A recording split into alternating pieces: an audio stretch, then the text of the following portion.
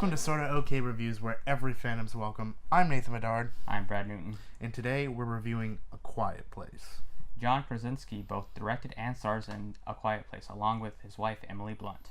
A Quiet Place is about a family trying to survive in a post-apocalyptic future where they can make no sound.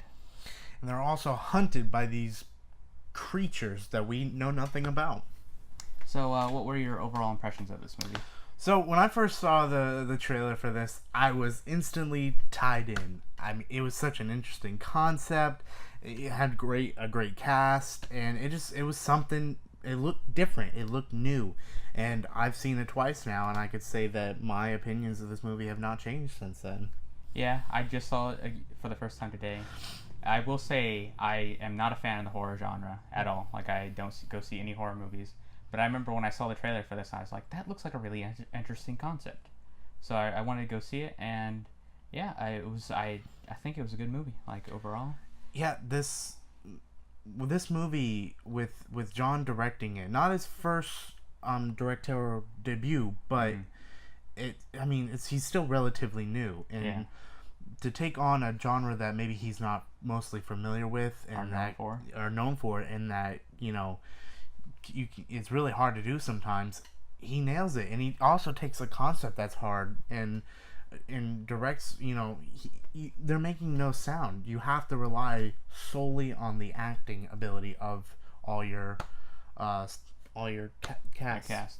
And that goes into our first positive, is the acting in this movie. They sell it. This movie is, for the most part, no dialogue. I mean, there's some dialogue here and there, but for the most part, there's no dialogue. Nope, this movie from start to finish, they show you the stakes. You can see it in everyone's, whether it's just their facial expression, the way they move their bodies. You can tell and you feel the suspense when things are about to happen. And they just get me so invested into all the scenes that they're in, and they make me care about them, and they make me root for them. Yeah, talking about getting invested into the scenes, my biggest positive of this is that there's no explaining. I mean, they have to visually explain. They don't use dialogue to explain. So there's not. So you have to figure out yourself what's going on in this world. Yeah, there's a lot of like hidden little things that maybe some directors or some people might not even put in a movie. Yeah. So exposition was the word I was looking for. But yeah, there's like no exposition. Like, there's just these shots, and you kind of get what's going on. You see the shots in the newspaper, see what's happening. They say how long it's been since this apocalypse has happened, so you know what's going on. So you're trying to figure out and slowly piece together things in this world. I mean, that's my biggest strength of this movie. Yep, and they make it where it's not like, oh, okay, there's no hope for anyone. You can't survive. You're all gonna die. No, you can survive. It's not gonna be easy, but you can survive. Yeah, and then my last positive specifically I wanted to mention is the sound editing of this, which kind of sounds odd in a mostly silent movie, but there's specific characters where the hearing is the sound's different for, and then a lot of people said that this was like a silent film, and it's really not. I mean, you could there's still ambient noise in the background. Yeah. So I like the way they cut it. Like, so when I can't really go into spoilers to explain it, but there's just scenes with the world around and interacting. There's still noise, you can hear it. I just like the way it's cut together. It's not really a spoiler, I think, because in the trailer you can see that the girl has a hearing device, so she definitely has some clear hearing disorder. Which, and you were saying, when there's scenes with the other family members, you can hear the sounds around them, but when they show her, they specifically cut all sound out. Yeah, which I think is a very nice touch, and she's also, I found out, deaf in real life, so that just adds something to it. She plays that part. She know, and that's one thing too, I think, where her character could have gone extremely annoying, and there's moments where stuff like that happens. It makes total sense, because you totally feel how she feels, and you can see that she knows things that maybe he's not understanding. And you could tell, like, they've taken this concept to the most extreme. So this family has to learn how to survive, and they come up with interesting ways and concepts, like not to make any noise. And I really like how this movie was smart about how these people survived. There's not really like a whole lot of plot holes you could poke into it.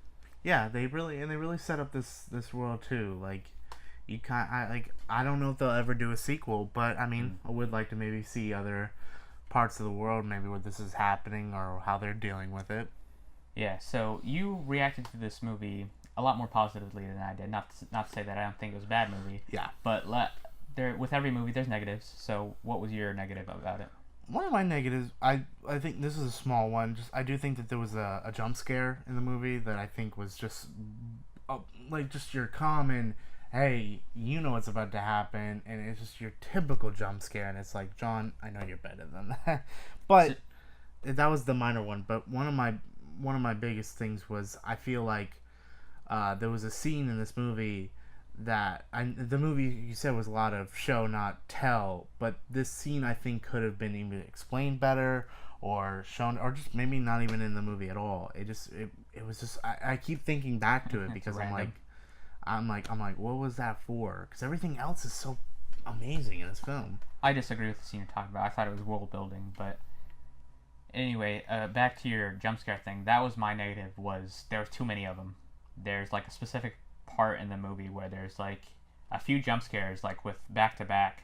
There's like 3 I think within like 5 minutes, and at that point I was just like, and as a person who, as you know, people can tell, like, you know when a jump scare is gonna come, as just like a certain feeling you get. So as me, as a person who doesn't like horror, like I look away from the screen when I know a jump scare is coming, so I miss parts of the movie. So yeah, there's a lot of jump scares for me.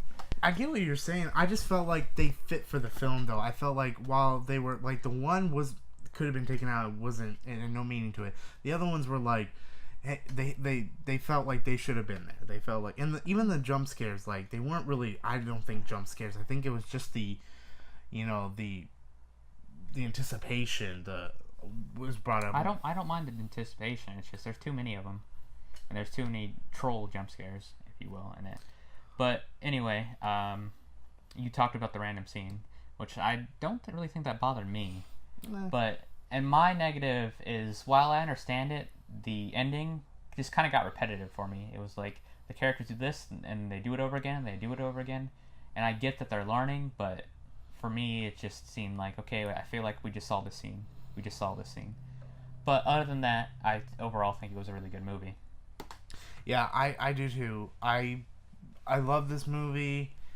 I had so much fun. Like I said, I've seen it twice now, and I just enjoyed it every time. I think he hit it out of the park with this one, and I'm glad to see that this movie is doing very well. Yeah, and then my final thoughts are that I was pretty apprehensive to go see this movie. I was like, I didn't know whether or not, but it was getting really good word of mouth, so I figured why not, and I wasn't disappointed. I thought it was a really good movie. I thought maybe it was better or it could have been better, because I don't know, all these reviews and everyone's reviews of it, to me, just made it, the bar set a little too high, but it was a good movie. Okay, so let's get into our rankings. And Brad, do you want to tell them our ranking system? All right, so we have Sorta Awful, which is an F. We have Sorta Bad, which is a D. We have Sorta Okay, which is a C. We have Sorta Good, which is a B. And we have Sorta Spectacular, which is an A. And then we have Sorta Perfect, which is obviously the perfect movie. Go see it as many times as you can. Buy it, support it as much as you can. And that would be a 10. So what would you give this movie? I'm going to give it a Sorta Spectacular. I think that this movie revamped the thriller suspense genre a little bit, and I mean for John directing it, it's phenomenal. I think we need more of these actors becoming directors. I think we need to give him more shots, because he made quite an amazing film. He gave us a cool world and concept, and he took that, he got a great cast together, he did his and he really gave us a great movie. Yeah, I'm gonna give it a sort of good. For me it's a B+, so it's a high B+. Sorry. For me it's a high B+, but I don't know, I think it was just a little too overhyped for me. It's like my expectations going into it are a little too high, because we're seeing this a little bit later, we're going, this review's going up a little bit later. But like, that doesn't take away from the fact that it's a really good movie, and it's probably one of the best movies so far this year. But I think Dwight put you up to this. Yeah. Yeah, but yeah, I'm just gonna give it a sort of good review. But that's gonna do it for us. We hope you enjoyed this review. We hope you go see this movie. It's a great movie. Go support it. And that's gonna be it for us today. Thank you very much. Have a good day.